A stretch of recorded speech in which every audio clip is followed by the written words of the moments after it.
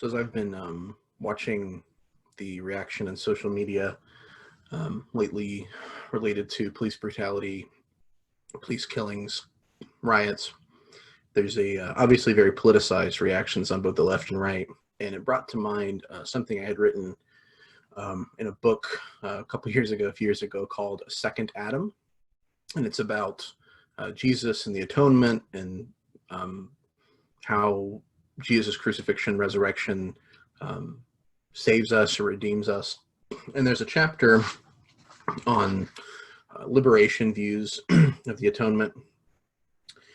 And I have just a little section I wanted to read as I thought it was relevant.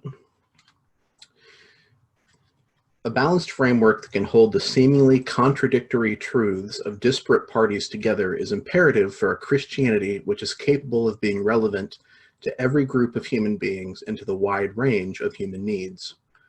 The liberation theology has some indispensable insights into the atonement in Jesus' mission on earth. It also has a tendency for some dangerous imbalances.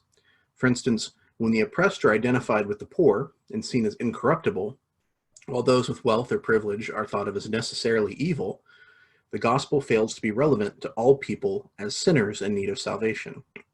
The gospel challenges us in unique ways, but it still challenges all of us. The poor are not immune from sin, nor are the rich always necessarily greater sinners. This false dichotomy probably emerges out of Marxism, which is unfortunately one of liberation theology's major underlying extra-biblical influences. Another danger of liberation theology is that it can have a relativizing effect on morality.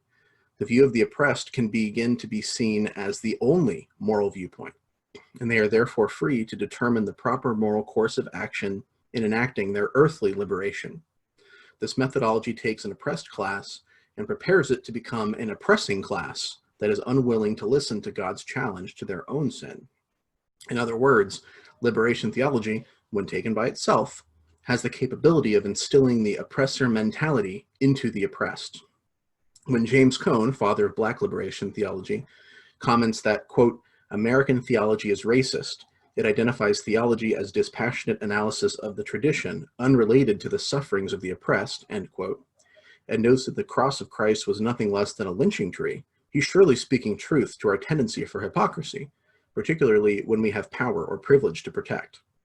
But when he says, quote, we have reached our limit of tolerance, and if it means death with dignity or life with humiliation, we will choose the former. And if that is the choice, we will take some honkies with us. One is immediately alerted to the fact that there is something in the Christian tradition which he disparages that is worth holding on to. In fact, it is our failure to apprehend the Christian tradition which leads to our siding with satanic power structures. If the idea that God created only one human species which now finds itself in desperate need of salvation is orthodoxy, then surely racism and classism are heresy. At the same time, if Christ is our example for achieving our own liberation, then we must take note of the nonviolent, non-retaliatory means by which he effected it. In 1965, at the Cambridge Union Society of Cambridge University, James Baldwin argued the affirmative against William F. Buckley on the topic, is the American dream at the expense of the American Negro? Baldwin demonstrated his case by highlighting how slavery helped to build the economic prosperity of the United States, even though Black Americans had still not benefited as white Americans had from their own labor.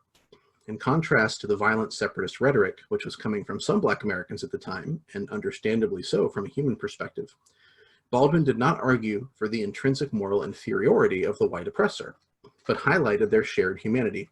Quote, of the things the white world does not know, but I think I know, one of the things the white world does not know, but I think I know, is that Black people are just like everybody else. We are also mercenaries, dictators, murderers, liars. We are human too. With surprising empathy, he also mustered the insight to feel pity for the oppressor of his Black brothers and sisters. Quote, what has happened to the white Southerner is in some ways much worse than what has happened to the Negroes there. Something awful must have happened to a human being, in this case, Sheriff Jim Clark of Selma, Alabama, to be able to put a cattle prod against a woman's breasts. What happens to the woman is ghastly. What happens to the man who does it is in some ways much, much worse. Though Baldwin could have argued from the good that we have in common to demonstrate that all humans are fellows, He chose instead, surprisingly, to highlight the wicked tendencies which are in all of us.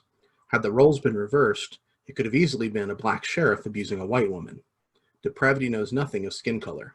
It affects us all equally.